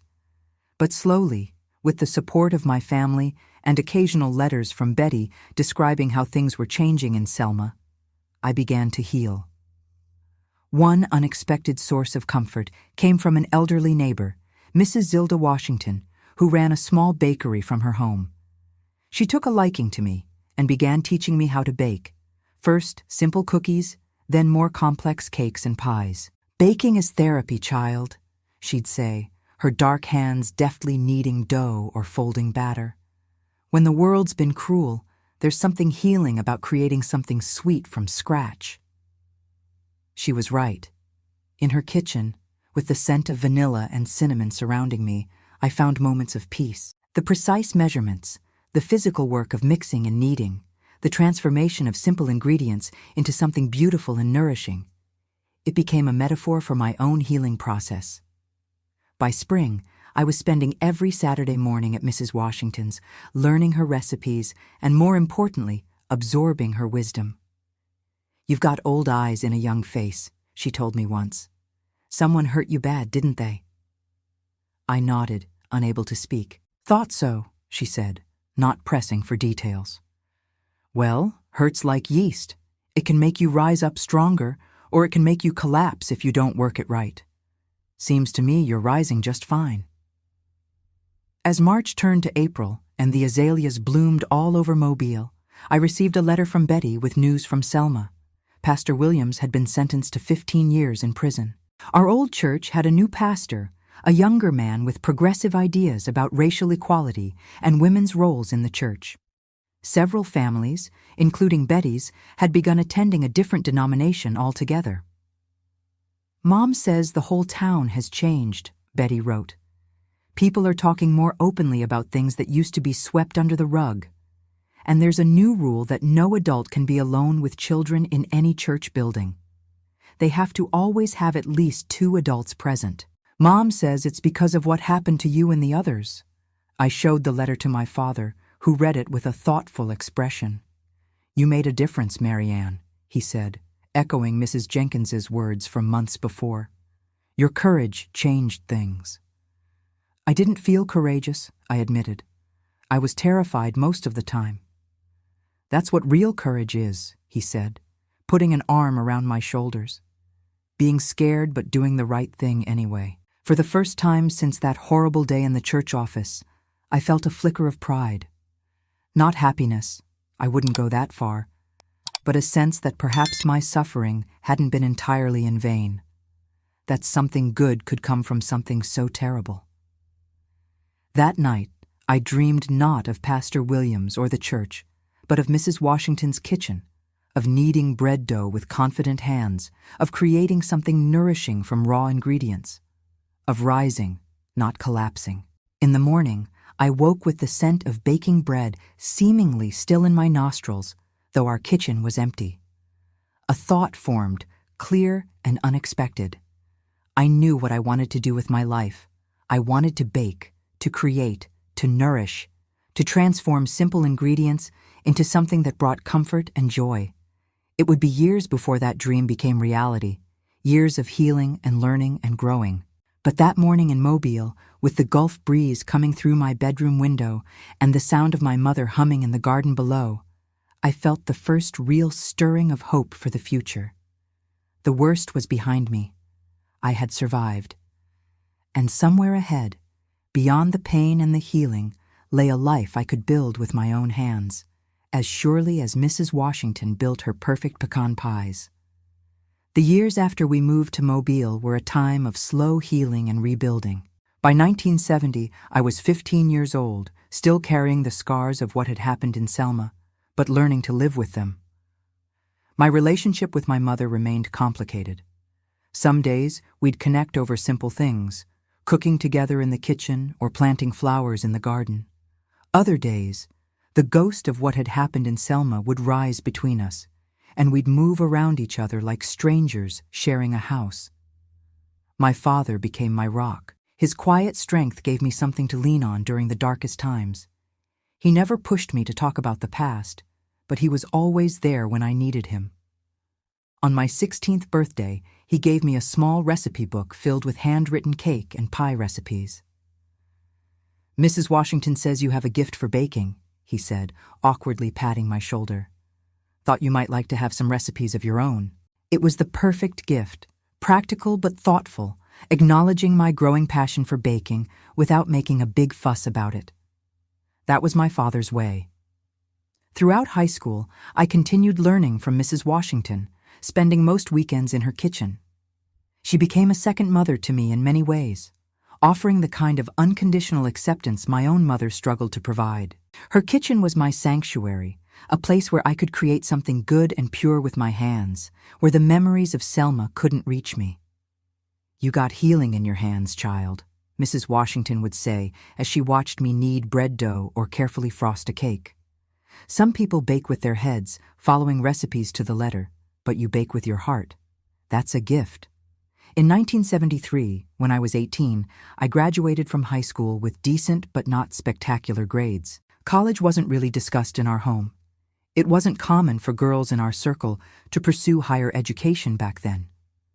Instead, I got a job at a local bakery, starting as a counter girl, but quickly moving to the kitchen when the owner discovered my baking skills. That same year, I received a letter from Betty Jenkins. We'd kept in touch over the years, writing less frequently as we grew older and our lives diverged, but still maintaining our special bond. Her letter contained shocking news. Pastor Williams had been released from prison after serving only 8 years of his 15-year sentence. "Mom says it's because of overcrowding and good behavior," Betty wrote. "Some people in town are actually welcoming him back, saying he's paid his debt to society and found Jesus in prison. Others are furious. There's talk of him starting a new church in a neighboring county. I thought you should know." The news hit me like a physical blow. I'd somehow imagined he would stay locked away forever, that the prison walls would permanently separate him from other potential victims. The thought of him free, possibly in a position of authority again, made me physically ill. I showed the letter to my father, who read it with a grim expression. "He can't hurt you anymore," he reminded me, his voice gentle but firm. "You're safe here in Mobile. He has no idea where you are." Logically, I knew my father was right, but logic has little power over trauma. That night, the nightmares that had largely subsided returned in full force. In them, I was still 10 years old, still trapped in that church office, still unable to escape. The next morning, I called in sick to the bakery for the first time ever. I couldn't face people, couldn't put on a smile and serve customers as if my world hadn't been turned upside down again. Instead, I walked to Mrs. Washington's house, needing the comfort of her kitchen. I showed her Betty's letter without explanation. She read it slowly, her eyes narrowing behind her reading glasses. "So that's what happened," she said quietly, setting the letter down on her kitchen table. "I always knew something bad had hurt you, but I never asked what." "I'm sorry I never told you," I said, staring at my hands. "Child, you don't owe your story to anyone," she said firmly. "Not even me. But now that I know, I understand a lot of things better." She got up and began gathering ingredients: flour, sugar, butter, vanilla, placing them on the counter. "What are we making?" I asked, confused by her response. "Pound cake," she said simply. "Sometimes when the world feels like it's falling apart, the best thing you can do is create something solid and sweet." That day, as we baked together in comfortable silence, I realized something important. Pastor Williams might be free, but I didn't have to let that fact imprison me again. I could choose how to respond, how to live my life despite what he had done. "Mrs. Washington," I said, as we waited for the cakes to bake, "I want to open my own bakery someday." She smiled, as if she'd been waiting for me to say exactly that. "I know you do, child, and you will." It would take another 7 years before that dream became reality. In those intervening years, I continued working at the bakery, saving every penny I could. I dated occasionally, but nothing serious developed. Intimacy was difficult for me, the ghosts of the past rising up whenever a relationship turned physical. Some men were patient and understanding when I explained I needed to take things slowly. Others weren't. I let those ones go without regret. In 1975, I received word that Pastor Williams had died of a heart attack. The news came via Betty, who continued to keep me updated on Selma gossip, even though we rarely saw each other in person. "Thought you'd want to know," she wrote. "Some people here are in mourning. Others are saying God finally delivered justice." I felt nothing. No relief, no closure, no satisfaction. Just a hollow emptiness where I thought there would be something more definitive. His death didn't undo what he had done. It didn't heal the scars he had left. It simply removed him from the world where he could no longer hurt anyone else. That same year, my mother was diagnosed with breast cancer. The disease moved quickly, giving us little time to prepare for what was coming. In her final months, as the cancer weakened her body but somehow strengthened her spirit, we finally talked about what had happened in Selma. Really talked, without the defensiveness and denial that had characterized our previous attempts. "I failed you," she said simply, lying in her hospital bed, her once robust frame now skeletal. "I was so blinded by my faith in human authority that I couldn't see what was happening to my own daughter. I don't expect you to forgive me, Marianne, but I need you to know that I have never stopped regretting what I did, or rather, what I didn't do." I took her hand, so thin now that I could feel every bone. "I forgive you, Mom," I said, and was surprised to discover I meant it. "You did the best you could with what you believed at the time." She died 2 weeks later, in October 1975. At her funeral, I stood between my father and Mrs. Washington, accepting condolences from neighbors and co-workers. Many spoke of my mother's transformation in her later years, how she had become less rigid, more compassionate, more willing to question authority and stand up for those who needed protection. "Your mother changed a lot after you all moved to Mobile," one of her friends told me. She used to talk about how she had learned the hard way that blind faith can lead to terrible mistakes.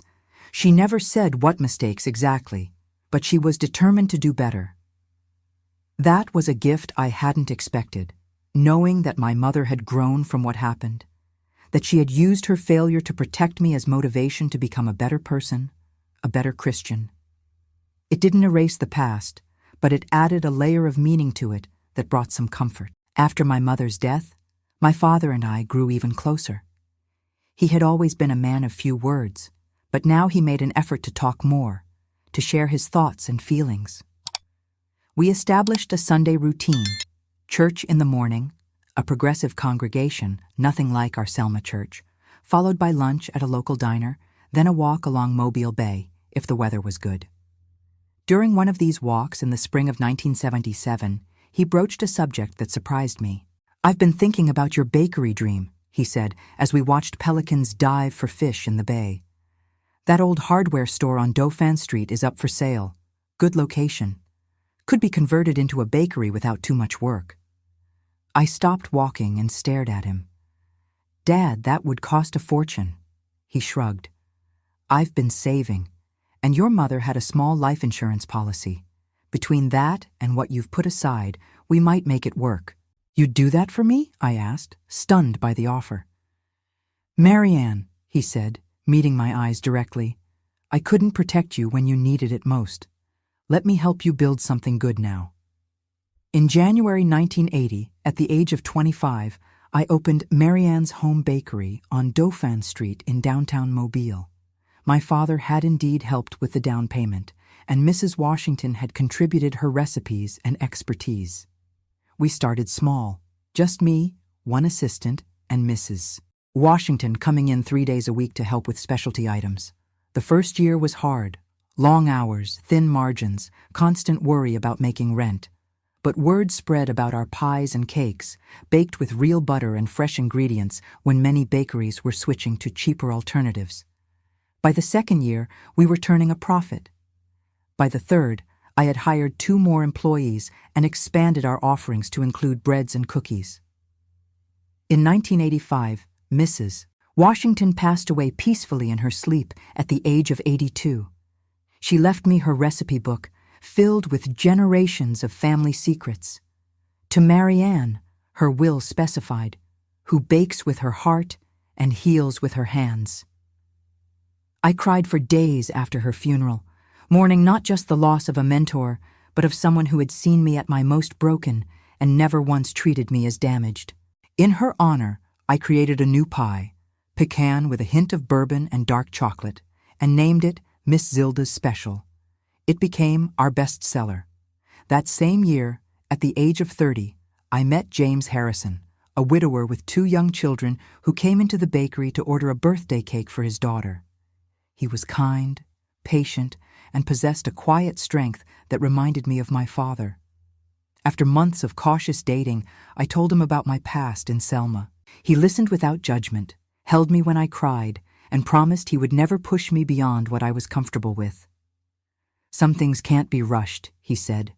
"Some wounds need extra time to heal. I'm not going anywhere, Marianne." We married in 1987, when I was 32. His children, Emma and Michael, ages 8 and 10, became my stepchildren, though they quickly just became my children in every way that mattered. I approached motherhood with a fierce protectiveness, born from my own experience, determined that they would always feel safe, always be believed, always know they could come to me with anything. My father lived long enough to walk me down the aisle and to see Emma and Michael call me Mom for the first time. He passed away in 1990 from a stroke, leaving a hole in my life that could never be filled. At his funeral, people I barely knew came up to tell me stories of his kindness, his integrity, his quiet generosity. I learned that he had been anonymously helping other families affected by abuse, connecting them with resources and support groups, all while never speaking of it to me. "Your father was a man who learned from his mistakes," his pastor said during the eulogy. "He turned regret into action, pain into purpose. There's no greater legacy than that."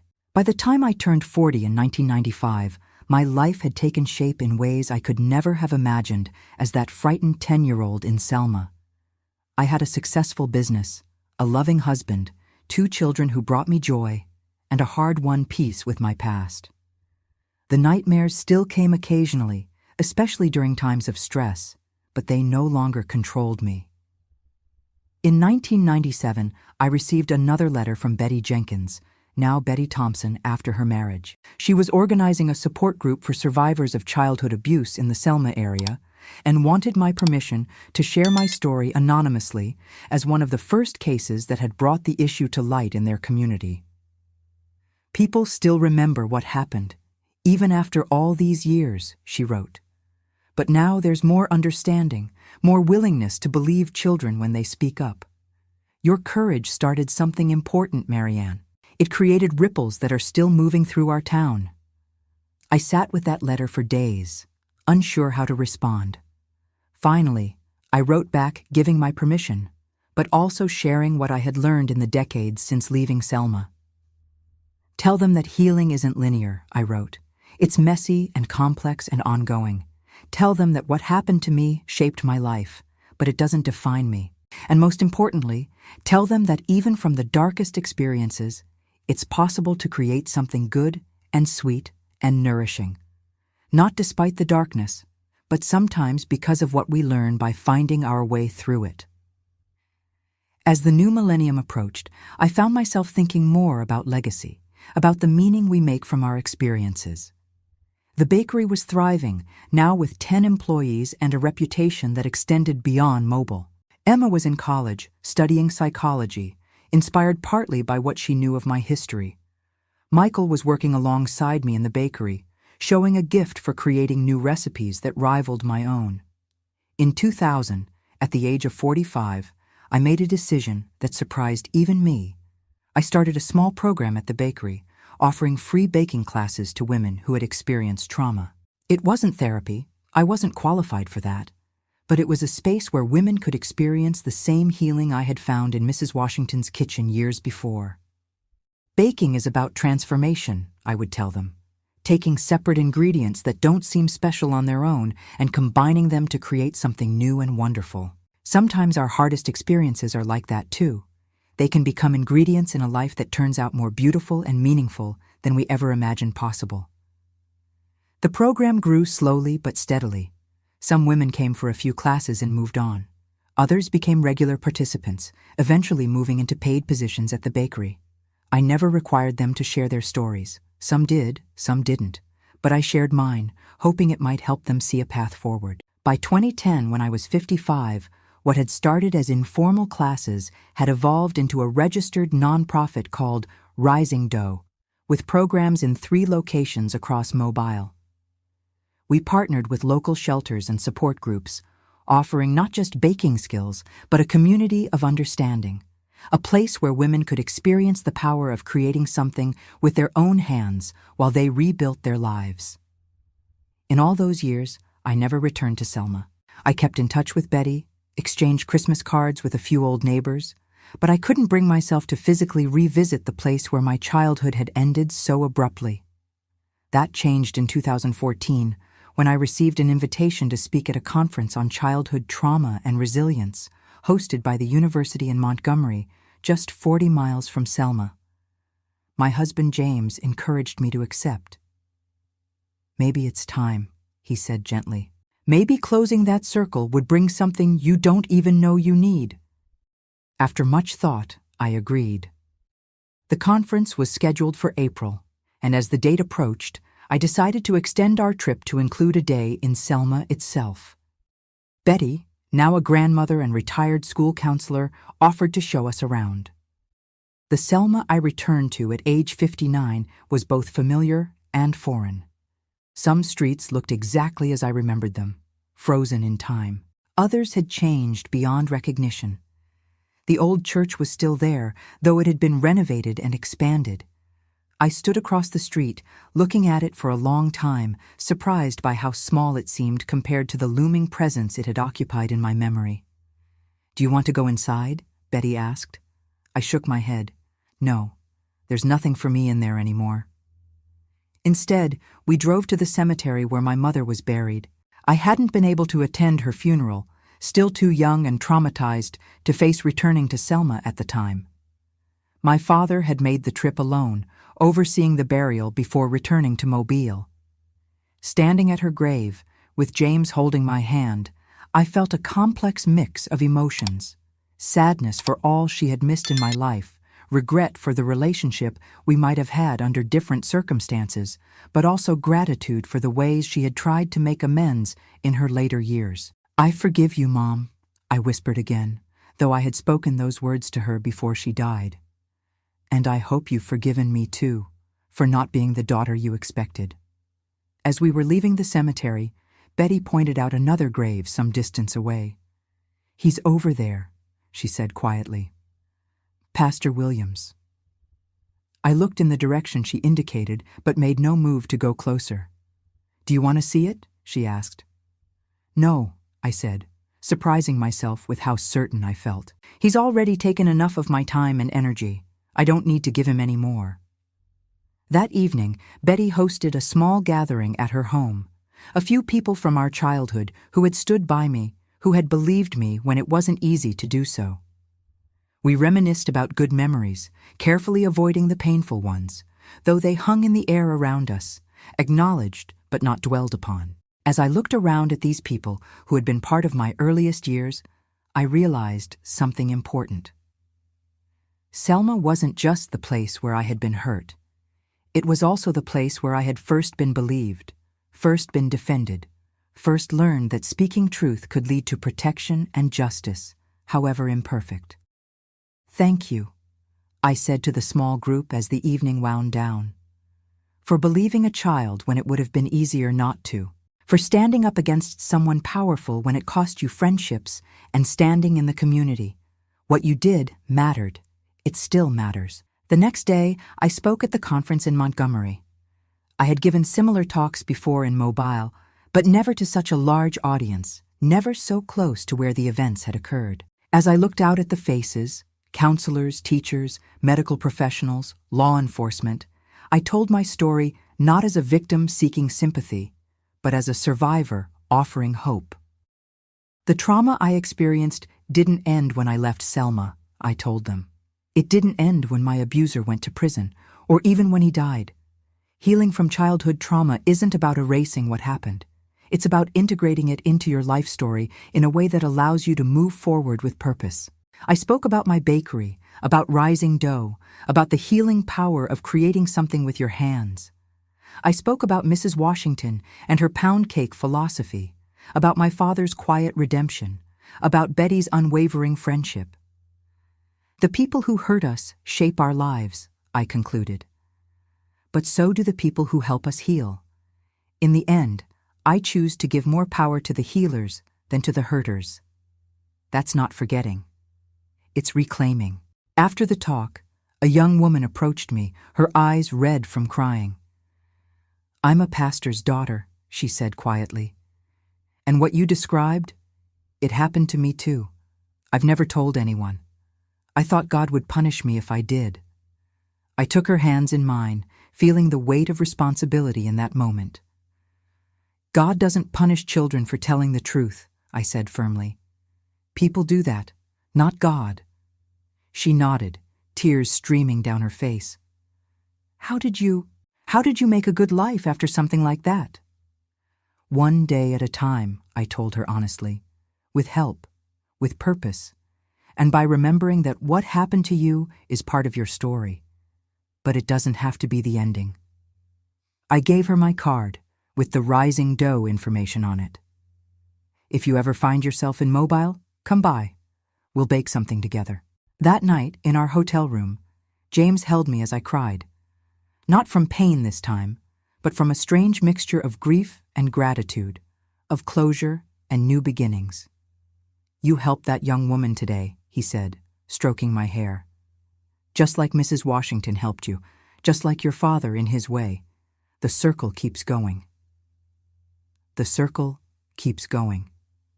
Those words stayed with me as we drove back to Mobile the next day, leaving Selma behind once more, but this time by choice rather than necessity. The trauma that began in that small Alabama town would always be part of me, a thread in the tapestry of my life. But it was no longer the dominant color, no longer the pattern that defined the whole. As we crossed the city limits into Mobile, I felt something settle inside me, not the false peace of forgetting, but the earned tranquility of acceptance. This was home now. This was where I had built a life worth living, where I had transformed pain into purpose, where I had learned that the most powerful response to darkness is to create light for others still finding their way. My past would always be there, but so would my present, and more importantly, so would my future, still unfolding, still full of possibilities, still mine to shape with hands that had learned to create sweet things from the bitterest ingredients. Today, at 72 years old, I sit on my front porch in Mobile, watching the Alabama sunset paint the sky in shades of orange and pink. My hands, still strong from decades of kneading dough, rest in my lap. Time has left its marks on these hands, spots and wrinkles, the slight curve of arthritis in the joints, but they're good hands, capable hands, hands that have created rather than destroyed.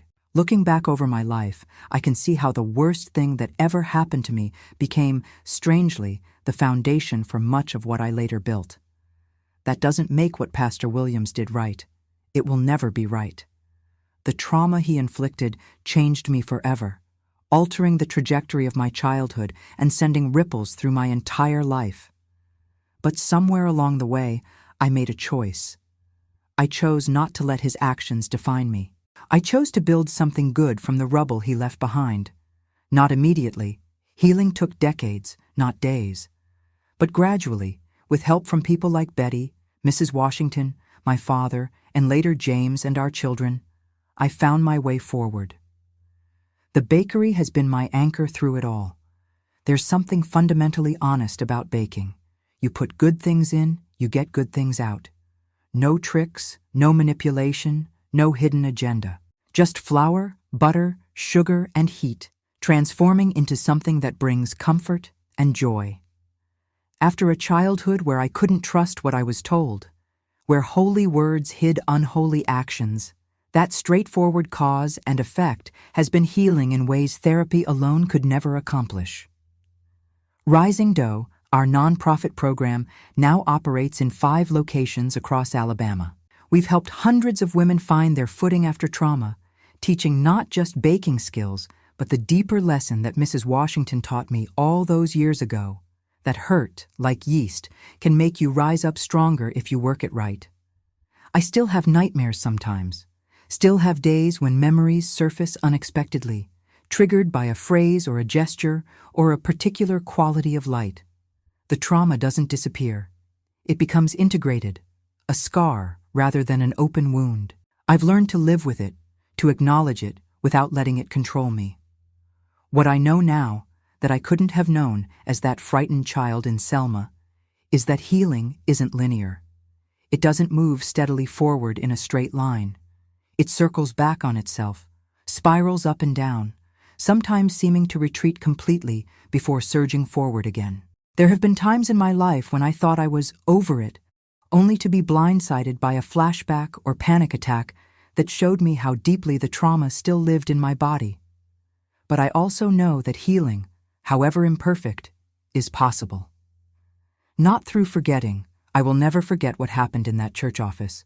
Not through minimizing. What he did was evil, plain and simple. And certainly not through forgiving the unforgivable. Some acts are beyond forgiveness, and that's okay to admit. No. Healing came through reclaiming my voice, my body, my story, through surrounding myself with people who believed me and supported me, through creating something good and nourishing that helped others find their own path to healing. My mother died without ever fully reckoning with her role in what happened. She took steps toward understanding, toward amends, but the journey was cut short by cancer. For years I carried anger toward her for not protecting me, for not believing me when I first tried to tell. That anger was justified, but eventually I realized it was taking up too much space in my heart, space I needed for other things. I survived the lie. and I found peace. If this story touched you, hit subscribe. Let's keep these real voices alive. I forgave her not for her sake. She was long gone, but for mine. Not forgetting or excusing, but acknowledging that she too was a product of her time and faith, her rigid beliefs about authority and gender and childhood. She failed me terribly, but she wasn't a monster, just a deeply flawed human who couldn't see past her own certainties until it was too late. My father, in contrast, found a kind of redemption in his response once he finally understood what was happening. His protection, his belief, his steady support became the foundation I built upon. He couldn't undo what had happened, but he made sure I knew I wasn't alone in facing the aftermath. That made all the difference. I've thought often about the other victims, the 5 children, including me, who were abused by Pastor Williams. We never formed a support group or stayed in touch after the trial. It was too painful, too shameful in that time and place to acknowledge our shared experience. I've wondered over the years what happened to them, how their lives unfolded, whether they found their own paths to healing. I hope they did. I hope they know they weren't alone, weren't to blame, weren't defined by what was done to them. The church in Selma eventually closed its doors, the congregation dwindling as the scandal's effects rippled through the community. The building was sold and converted into a community center. There's something fitting about that transformation, a place of hidden abuse becoming a place of open support and connection. As for me, I've found my peace. Not perfect peace, I don't think such a thing exists this side of heaven, but a workable, everyday peace that allows me to live fully in the present while acknowledging the past. I've found joy in my marriage to James, pride in watching Emma and Michael grow into compassionate adults, satisfaction in the business I built with my own hands, and purpose in helping other survivors find their way. The bakery is in good hands now. Michael runs the day-to-day operations, while I focus on rising dough. The recipes I learned from Mrs. Washington have been passed down, along with my own creations. The tradition continues, the circle unbroken. I've never returned to that white church in Selma, never wanted to. But I've built my own kind of sacred space here in Mobile, in my kitchen, in my bakery, in the community of women who gather to heal through the simple, ancient act of creating food with their hands. If there's one thing I want people to understand from my story, it's this. What happened to me as a child was not my fault. I didn't invite it, deserve it, or cause it in any way. The shame belongs solely to the perpetrator and to the adults who failed to protect me. But what I've done with my life since then, that belongs to me. The business I built, the family I love, the women I've helped. Those are my choices, my accomplishments, my legacy. They say trauma changes the brain, rewires it in fundamental ways. I believe that's true. But I also believe in the brain's remarkable ability to form new pathways, to heal and adapt and grow beyond the damage. It's not about getting over it or putting it behind you. Those phrases minimize the ongoing work of trauma recovery. It's about building a life where the trauma is part of your story, but not its defining chapter. I'm 72 years old now. I've lived far longer with the aftermath of abuse than I did before it happened. I've spent decades processing what happened in that church, understanding how it shaped me, working to heal the wounds it left. I'll never be the person I might have been if Pastor Williams had never entered my life. That alternative version of Marianne Rose Carter is lost to me forever. But I've made peace with who I am, a survivor, a baker, a wife, a mother, a woman who uses her own healing to help others find theirs, and that, when all is said and done, is enough. Now, I have a question for you. Where are you listening from today? Leave a comment below and let me know what part of the world you're in. I'd love to hear from you.